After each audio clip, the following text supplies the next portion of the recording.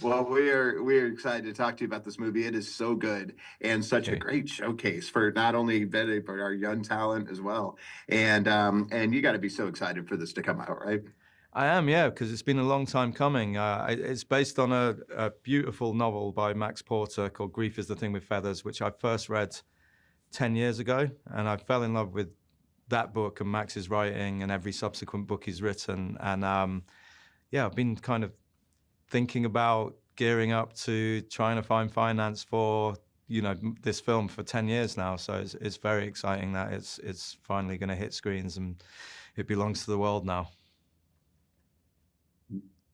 Yeah, and there's so much being said here, and I think there's so much to get out of it besides it being very entertaining. What are you hoping that people think about or talk about or take away after this?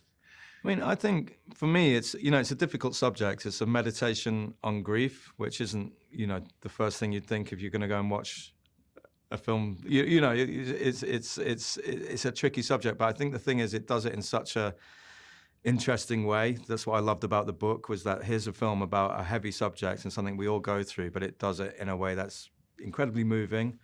It's got moments of dark humor. It's not sentimental. It kind of, the character of Crow is like a fascinating trickster character who comes into this family's life and really upends things. And I think, Max's writing and hopefully in the film, it's a film that looks at male grief particularly and the sometimes unhealthy ways we carry it and kind of throws a light on that. And for me, I hope people, who, if they've been through something like that, it's cathartic for them. And if they haven't, it's, illuminating and entertaining.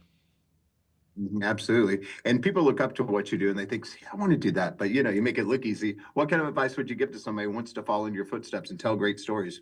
I think perseverance is the key. As I said, it's taken me 10 years to kind of, from the moment I optioned the book, to persuade, people to come on board in terms of like financing the film. Or, I think you have to sort of really, really believe in what you're doing and push it through to the bitter end, because, no one's going to come and tell you, here, make a film. You kind of got to will it into existence. And, I come from a documentary background. This is my first narrative feature. And I always wanted to make narrative features, but it's something that you just have to be so perseverant about. So I think that would be my main advice, is like really sort of believe in what you're doing, have passion for it, and just, push it as hard as you can. Yeah. I understand you have a pretty big doc coming up pretty soon, right?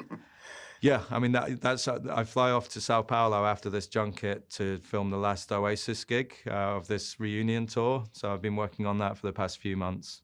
Having said that, I wouldn't do another music documentary. This one was a bit too, I grew up with that band, and it was impossible to say no. Yeah, Yeah. exactly. And being in so many different situations, when it's go time, especially for these tougher scenes, what do you tell yourself that keeps you on the right path always? Um, I mean, I think when you're in the middle of a film set, and as I said, I've been thinking about it for a long time before making it. So I had a lot of, I'd run through every scenario. But when you're on a film set, suddenly you have 6 weeks to make this film. This is a low budget indie film, and we couldn't run over on our days or anything. So it was just about keeping a calm head and, knowing where compromises could be made and where I really wanted to fight not to have to compromise. And, you have to remember I think you're surrounded by, a crew of experts in what they do, and you have to lean into that and, just making the set a good place for everyone to work, I think, is the important thing. So it never gets stressful. I tried never to show my stress, even though at some points I was stressed beyond belief. I think that was the important thing to me, was to keep a cool head and just, look like I was in control, even though sometimes I may not have been. Hey, well, you did it. It's a Yeah. fantastic movie. We're going to tell everybody to check it out. And best of luck in Brazil with Oasis. We can't wait to see that one. Thank you. Thank you.